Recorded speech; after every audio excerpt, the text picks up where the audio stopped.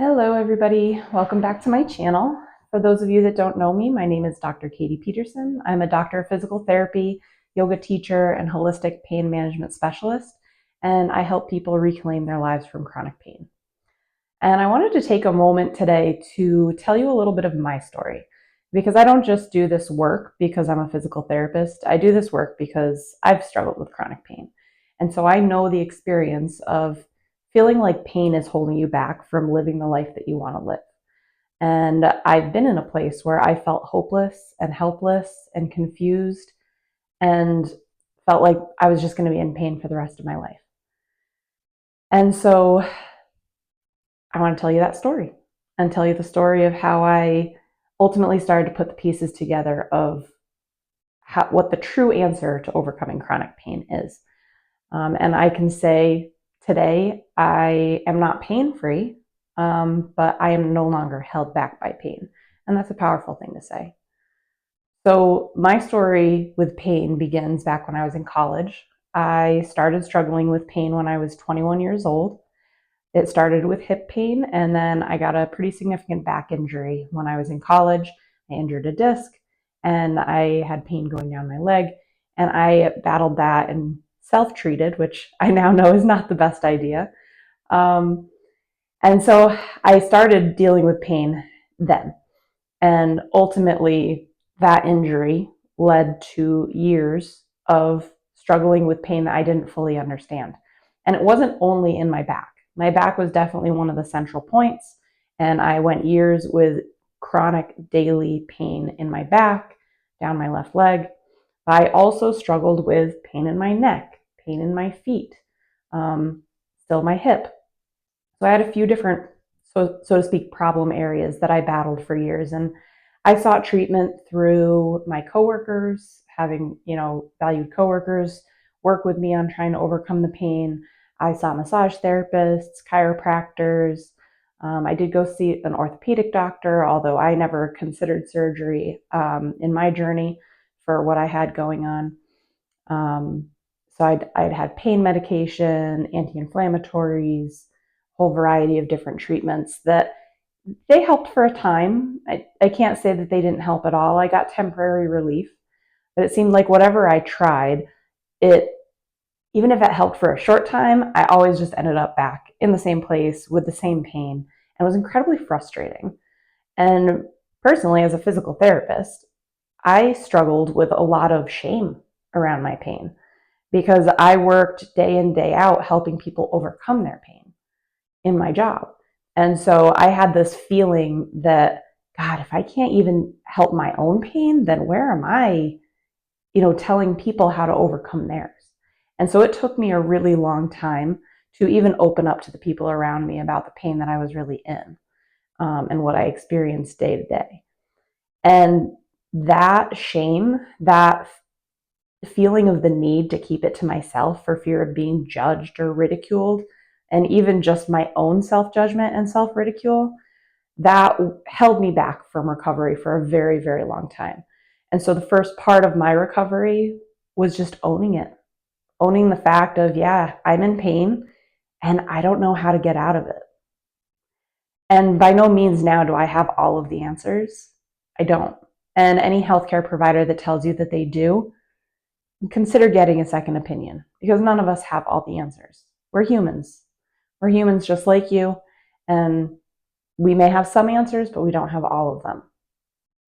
And so I struggled from the time I was 21 years old until, I would say, probably the last year to 2 years. So from the time I was 21 years old until I was probably 33, maybe even 34, I really struggled with chronic pain daily, to the point where I didn't do certain things because I was afraid of the pain that it would put me in. And for a time there, I struggled with back pain flare-ups that were so severe that they put me in bed. I couldn't walk properly. I couldn't stand up straight. It would just completely stop my life until I recovered. And so I was in this yo-yo of managing it and doing my self-care and doing what I needed to and avoiding my trigger activities, until finally I just wanted to do something. And so I would go and I would do it, and I would overdo it, and then I would pay for it for the next week to 2 weeks until I recovered, and then I would go back to living small. And there was a point where I finally reached a point of, you know what? I'm not going to try to get rid of the pain anymore. I'm going to do what I want to do, and I will do what I can in smaller doses and work my way through it. And it wasn't fun. It did come with a lot of overdoing it, a lot of pushing my boundaries. Um, but slowly I did start to see progress. And a huge part of my pain recovery journey, and what ultimately led me to this work, was that in the time that I was struggling the most with pain, I was also going through a pretty personal upheaval. There were a lot of changes going on in my life, in my relationships. I was struggling a lot with my mental health, severe depression, anxiety, trauma.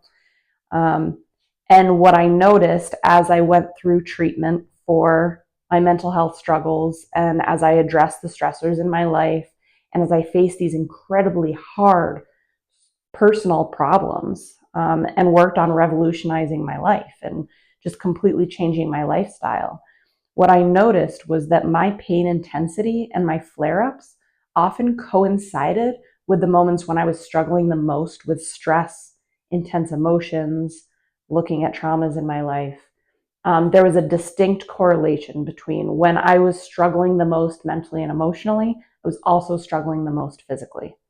And I'd heard about this concept of the mind body connection, but to be honest, they don't get into that a whole lot in physical therapy school, or at least not when I went. It wasn't a conversation that was had very often. We had maybe one class that really kind of touched on emotions and the physiology of the brain and how it affects the body. And so as I was living this experience of seeing a distinct connection between these two seemingly separate parts of my life, it led me to start asking questions and start reflecting more.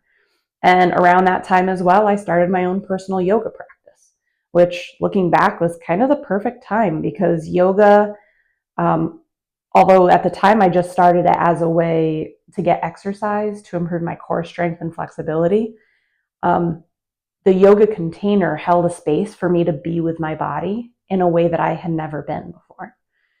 And being with my body, being with my emotions, yoga created that little bit of a bridge for me to start to explore how these were connected. And I remember one distinct moment where I was really struggling with processing a certain situation in my life. And I was feeling a lot of anger, grief, sadness, just a lot of intense emotions. And my back pain, as I was sitting there, I think I was journaling. And so I wasn't moving, I wasn't doing anything significant physically. And as I went through and processed these emotions, my back pain went from about a 3 out of 10. And as I touched into these emotions, it ramped up to probably a 9 out of 10, to the point where I couldn't even sit still any longer. I had to get up and start pacing around my house. And the only thing that had changed was the emotions I was tapping into. And as I felt these emotions, as I cried, as I processed, my pain stayed high for a short time. And then as I walked and I processed and I felt, it slowly dropped back down. And after I processed through that particular moment, I actually had a moment where I had almost no pain. My pain dropped right down to maybe a 1.